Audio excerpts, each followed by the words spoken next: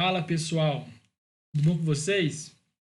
Bom, eu sou o professor Alisson, e da Universidade Federal de Ouro Preto, do curso de Engenharia Mecânica, e vamos dar início às aulas da disciplina de toques especiais em calor e fluidos, certo?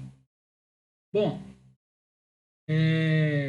para dar início à disciplina, nós vamos fazer uma breve apresentação, onde vocês vão ter noções, né, do que de fato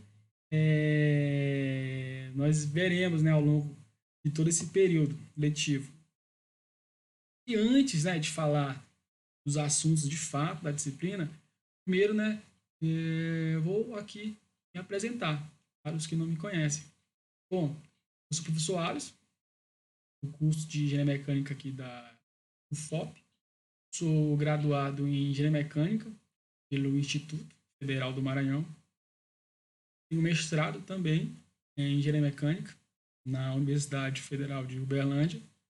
O meu doutorado também foi em Engenharia Mecânica na UF e também tenho pós-doutorado em Engenharia Mecânica na UF. A minha principal área de pesquisa é de transferência de calor, totalmente voltado à simulação numérica, problemas de biotransferência de calor. Aos que tiverem curiosidade e quiserem saber mais a respeito, né, das minhas formações e das áreas de pesquisa que eu atuo, podem estar encontrando aí nas redes, principalmente no currículo Lattes, onde vocês vão ter as informações, né, mais precisas. Certo? Então vamos dar continuidade. Bom, para ter, né, de fato, né, a competência de estudarmos, né, a disciplina de toques especiais em calor e fluidos, onde o meu objetivo aqui é estar mostrando possíveis, né, alternativas que talvez vocês não tenham estudado até então no curso de graduação em engenharia mecânica para solucionar problemas, tanto de transferência de calor quanto de mecânica dos fluidos. Então, seria interessante, né, que todos aqui que estão assistindo essas aulas já tenham feito, né, essas disciplinas básicas, né, da área de engenharia mecânica, porque o meu objetivo aqui é mostrar como que a gente pode utilizar a solução numérica para, né, obter informações desses fenômenos. Só que é interessante começar a disciplina a gente revisando e realmente tendo a noção de quais são, né, os possíveis problemas que existem na engenharia, tanto de calor quanto de fluido. Bom, então, por exemplo, a gente poderia estar aqui falando de um problema de transferência de calor em fornos industriais, certo? Por exemplo, analisar a transferência de calor num forno industrial, como fornos de engotamento, né, de metais, onde o objetivo é manter, né, o metal no seu estado líquido, onde para isso a gente precisa, né, ter altas temperaturas nesse recinto, então calor gerado desde as resistências, né, até também analisar a perda de calor que acontece entre as paredes. Então, isso é um problema em termos de calor, certo? Onde, para que você de fato consiga o objetivo de manter certa temperatura, você tem que antes projetar o sistema e nesse projeto tem que ter a análise de transferência de calor, certo? E muitas vezes você tem que fazer reparos, para isso você tem que saber, né, o que você está fazendo, a espessura do material correto para você garantir aquele isolamento térmico. Então, tudo isso e outros detalhes podem, né, estar relacionados à disciplina de transferência de calor. E a teoria, né, desses problemas, né, vai estar muito ligado a equações de calor, equações de contorno. Mas isso também poderia trazer caso mais doméstico, como um forno de cozinha, certo? Quem nunca, né, reclamou de não ter o seu seu alimento aquecido no tempo certo, ou demorar muito. Esse forno está perdendo muito calor, não tem o isolamento correto. Então, também o projeto, né, de um forno doméstico, ele muito tem relação com a disciplina de calor, certo? Você saber projetar corretamente essas paredes, né? Lógico, existem vários projetos, né? Os mais baratos, os mais caros, e tudo isso tem um pouco de relação com o isolamento térmico, por exemplo, com a geração de calor. Então, esses detalhes, muitos, né, estão também relacionados a problemas de transferência de calor, e muitos deles a gente aprende na disciplina de calor. Nós temos muitos outros problemas, né, também de calor. Poderia analisar também de calor em aletas, transferência de calor em motores, certo? Transferência de calor em corpos, né, no corpo humano, transferência de calor em tubulações, e muitos outros, certo? Vocês podem encontrar muitos problemas em livros, vocês podem pesquisar na internet, vocês vão encontrar muita coisa, certo? E também, né, eu vou estar sempre aqui para tirar dúvidas, né, de quem precisar. Bom, nós também podemos falar de alguns problemas de mecânica dos fluidos, por exemplo, em tubulações industriais, certo? Analisar perda de carga em escoamento, analisar a variação de pressão, variação de velocidade, analisar o efeito de uma válvula no escoamento, projetos de tubulações industriais, projetos de escoamento em tubulação são, né, resolvidos com auxílio, né, da teoria de mecânica dos fluidos. Ou, por exemplo, analisar o efeito, né, aerodinâmico em automóveis, em aviões, analisar o efeito da sustentação do arrasto no desempenho desses tipos de veículos, por exemplo, é também objeto de estudo da teoria de mecânica dos fluidos. Então, muitos problemas, certo? Então, né, dentro dessa área de calor e fluidos. Como resolver esses problemas? Bom, poderia aqui destacar 6 formas, certo? Na verdade, problema não só de calor e fluidos na engenharia ou até fora da engenharia, problema ele pode, a princípio, ser resolvido por três formas diferentes. Quais seriam elas?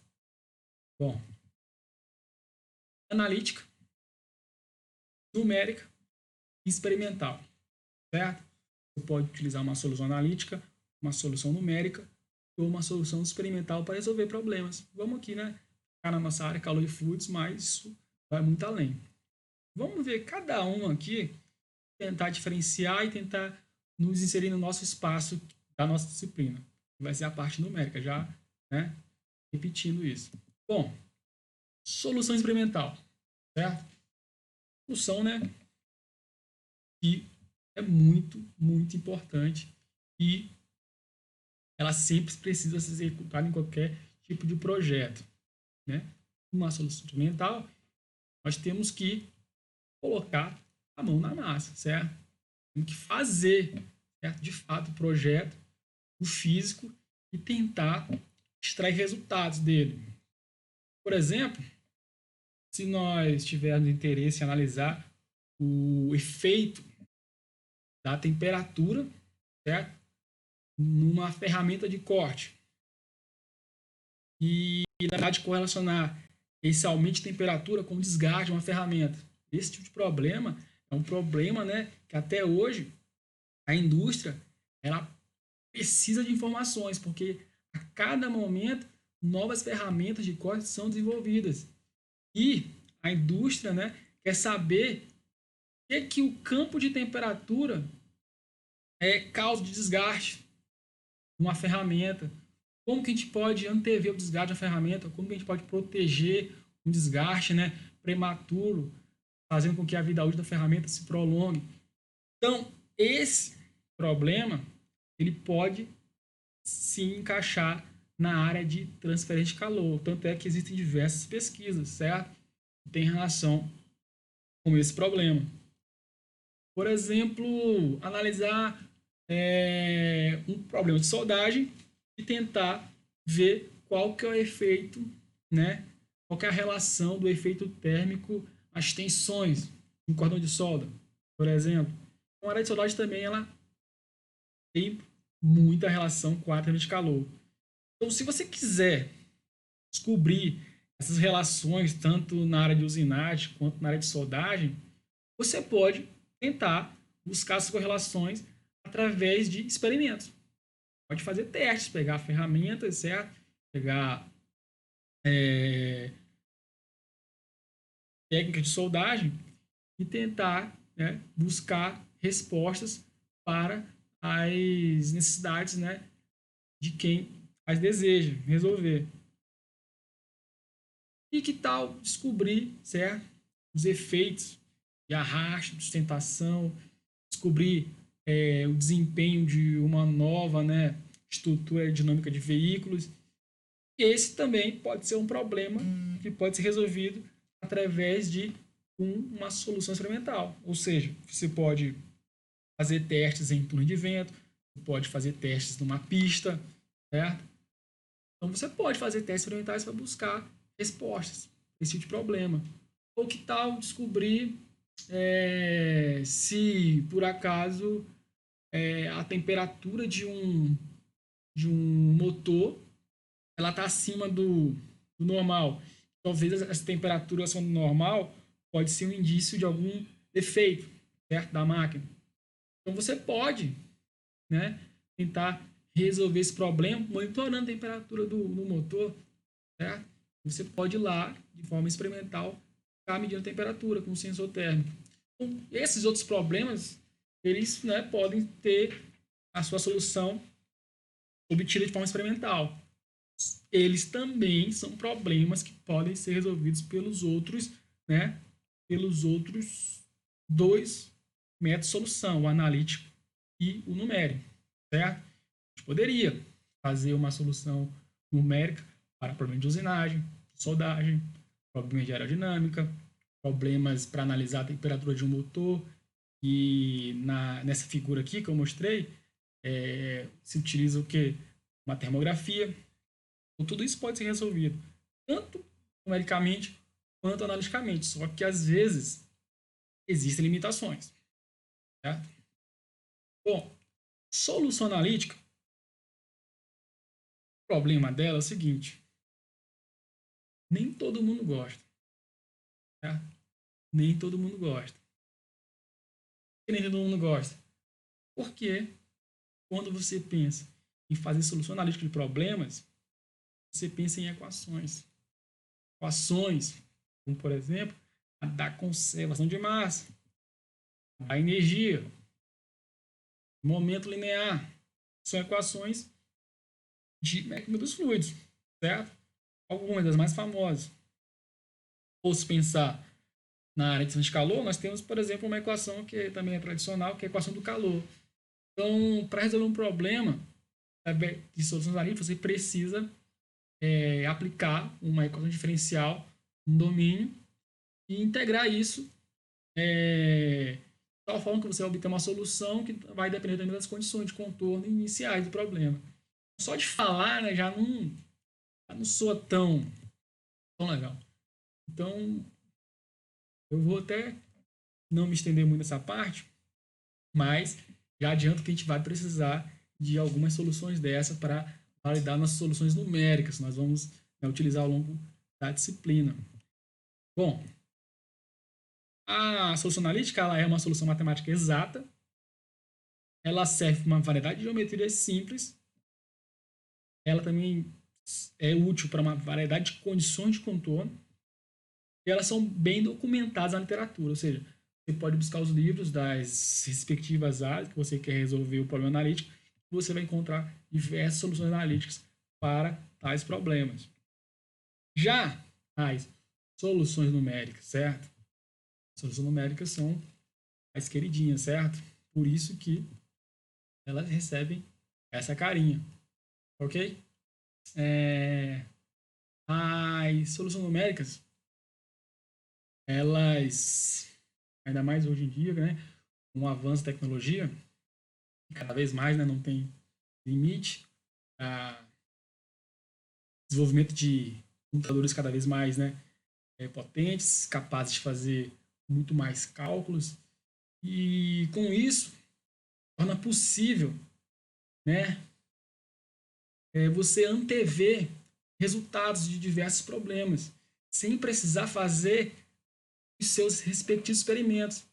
Então, se você quer saber como que vai ocorrer o escoamento de um fluido, uma nova tubulação, certo? Um novo sistema de tubulação, você pode, antes de fazer de fato a construção do sistema de tubulação, você pode simular isso antes, certo?